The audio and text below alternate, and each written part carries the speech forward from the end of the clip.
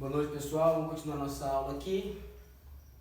Nós falamos sobre a chegada da corte, os motivos que fizeram a transferência do governo português para o Brasil. Falamos sobre as primeiras mudanças, o estabelecimento, de um aparato administrativo, uma burocracia, uma certa modernização do Rio de Janeiro. Vamos para a segunda parte aqui, que também são assuntos muito importantes para a gente fechar esse período que Dom João governou aqui no Brasil.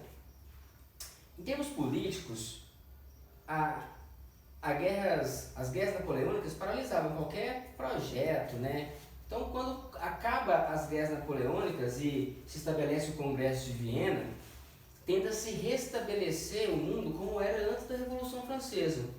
Desta forma, o princípio da restauração é aplicado. O Congresso de Viena só reconhecia Lisboa como sede do governo português.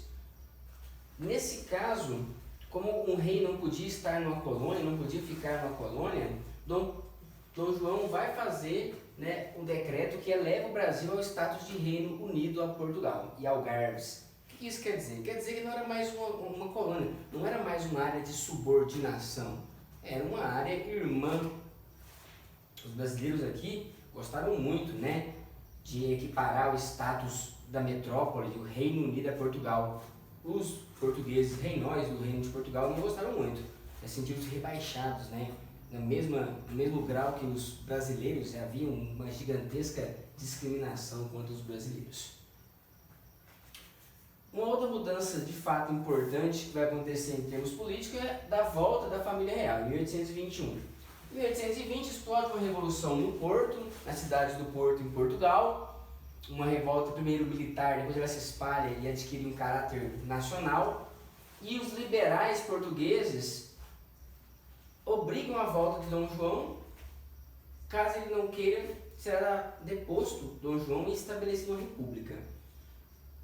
Essa revolta do Porto, ela marca o fim do absolutismo português, começa a criar alguma constituição do reino português.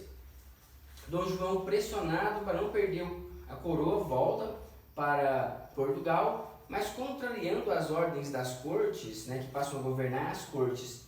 A Revolução do Porto cria como se fosse um governo paralelo, Existe o rei, mas existe as cortes. As cortes, de fato, uma espécie de parlamento que governaria. As cortes mandam que voltasse toda a família real, e é uma afronta que se faz ao governo revolucionário, porque Dom João queria manter, de certa forma, um antigo regime, o absolutismo, a monarquia absolutista, E nesse período quem fica governando, então, é o príncipe Dom Pedro. Ele não é imperador ainda, não é o Dom Pedro I, do Brasil, mas ele é o príncipe regente que fica governando aqui. E aos poucos, durante o governo dele, é que se instala o processo de emancipação, o processo de independência brasileiro. Ele não é abrupto, ele é um processo relativamente gradual.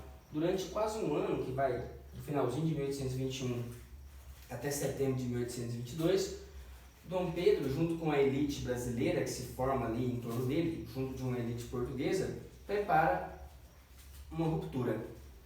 E a prova de que isso é gradual, por exemplo, no dia do fico, em janeiro de 1822, o príncipe regente, Dom Pedro, ele se recusa a voltar para Portugal, ou seja, ele não se submete às ordens das cortes de Lisboa, do governo português. E ali por volta de março, se eu não me engano, ele cria uma lei, um decreto, que a gente chama de cumpra-se, que é: as leis de Portugal só valeriam no Brasil se houvesse assinatura de Dom Pedro I, príncipe regente, dando cumpra-se.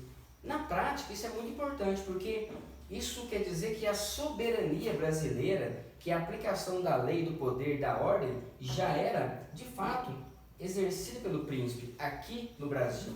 Por mais que não fosse ainda independente, a soberania, o poder que era exercido aqui no território que hoje é o Brasil, já era, de fato, do Dom Pedro I. Então, antes de falar de independência, vamos falar do período joanino, de Dom João. Durante a economia, tem uma coisa muito interessante. Com a abertura dos portos, há uma modernização muito grande, há um enriquecimento, muitos produtos que eram restritos agora chegam mais facilmente ao Brasil. Isso vai causar muitas transformações. Mas Dom João, ele tomou uma série de medidas para investir na industrialização do país. Muita gente não compreende muito bem o governo de Dom João, mas foi um governo progressista, uma força bastante modernizante. Ele tomou uma série de medidas para estimular a indústria nacional. Nos 2 primeiros anos, né, que Dom João estava aqui no Brasil, 1808 e 1809, isso surtiu um certo efeito, inclusive, inicialmente.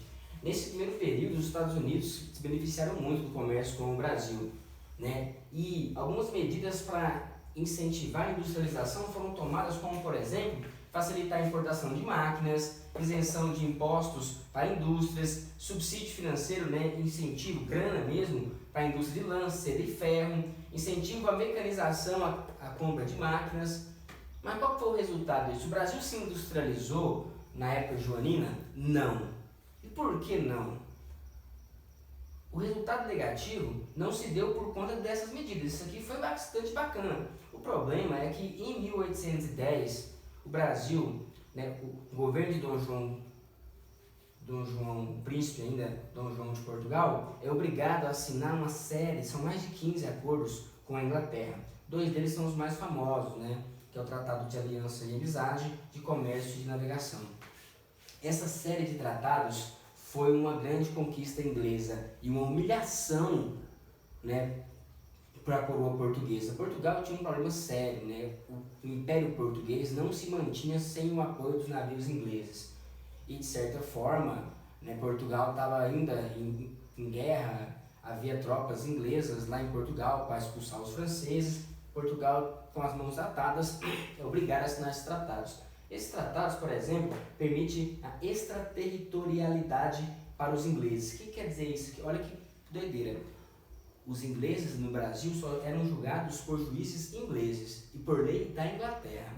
É como se fosse um governo dentro do governo. Isso foi uma humilhação à soberania de Dom João, à soberania portuguesa. Mas não teve como. Como os ingleses eram protestantes, anglicanos, muitos deles calvinistas, permitiu-se a criação de templos e de festas calvinistas e anglicanas no Brasil. Isso aqui deixa a Igreja Católica puta da vida, Nossa Senhora. Benefícios fiscais. Com a abertura dos portos, todos os países que queriam vender para o Brasil pagavam um imposto de importação de 24%. Portugal tinha um benefício de 16%. Com a assinatura desses tratados aqui 2 anos depois, a Inglaterra passa a ter um maior benefício. A menor alíquota de imposto de importação de todos os países era para a Inglaterra. A Inglaterra já era um país que já tinha 60 anos que estava passando pela Revolução Industrial. Os produtos ingleses eram muito bons, baratos. Por mais que houvesse esse estímulo de Dom João VI, não houve condições de competir com os produtos ingleses.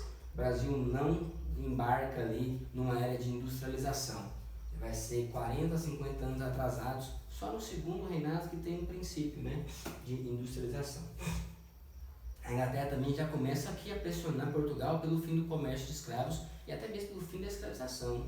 Inclusive, né, esses tratados depois renovados, quando o Brasil fica independente, também tinha a mesma cláusula, que o Império Brasileiro tinha que abolir o tráfico de escravos, depois abolir a própria escravidão. Com Dom João no Brasil, a vida mudou bastante, né? Os europeus trouxeram novos hábitos, vinham italianos, alemães, ingleses, franceses, russos, vinham pessoas de várias regiões do mundo.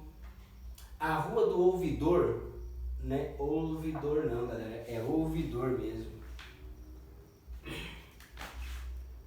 A Rua do Ouvidor se torna a rua mais importante do Rio de Janeiro. As lojas de grife vendiam roupas europeias, produtos europeus, ingleses, barbeiros estrangeiros, prostitutas francesas, tudo se podia encontrar na Rua do Ouvidor. Se converteu numa espécie de Rua da Moda, né? Rua do Comércio do Rio de Janeiro. Novos hábitos e costumes vinham, tanto roupas como formas de se portar. A vida nos salões, os banquetes na corte também refinam o modo de vida dos brasileiros, principalmente do Rio de Janeiro. Em termos de política externa, nós temos 2 coisas principais. É a invasão que o Brasil faz da Guiana Francesa. Portugal está sendo expulso, né, por causa da França. Quando chega aqui, organiza tropas com apoio da Inglaterra, com apoio de brasileiros e invade Caiena, que é a capital da Guiana Francesa, domina aquela região. Quando vem o Congresso de Viena, restabelece o domínio para a França, mas só em 1817 que firmou um acordo estabelecendo as fronteiras ali. E aí a paz se instaura. Na questão do Rio do Prata, na questão do Uruguai, algo semelhante. A Espanha foi invadida, teve o seu rei destronado, né, e ficou todo um processo muito conturbado na política espanhola. Isso favoreceu os processos de independência na América Hispânica, né?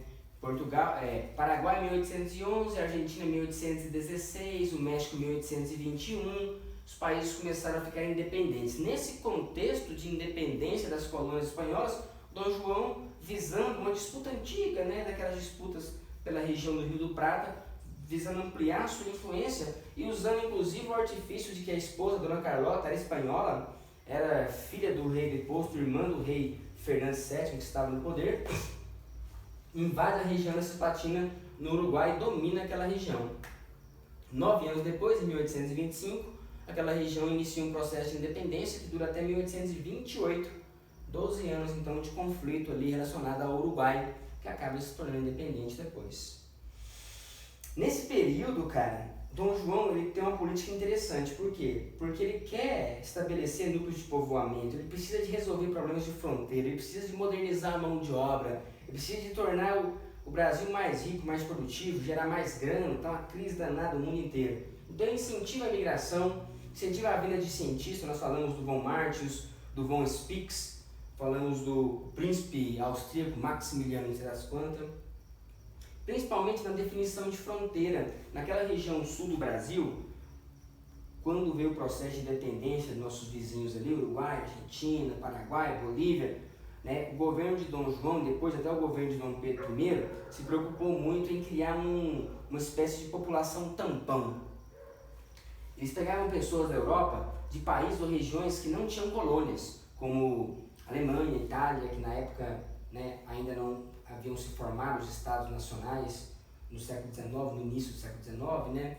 Russos, poloneses, ucranianos, né? Aquela galera de Xuxa na região sul, pessoas que tinham língua que não tinha origem latina, né? Para diferenciar com os hermanos argentinos ali, uruguaios, paraguaios, etc. Então, inclusive, há um incentivo aqui à primeira forma de imigração. Tranquilo? Não se esqueçam do professor de arte falar sobre a missão francesa, é muito importante. Na próxima aula a gente já começa a falar sobre Brasil independente, primeiro reinado. Falou, galera, bom estudo aí para vocês.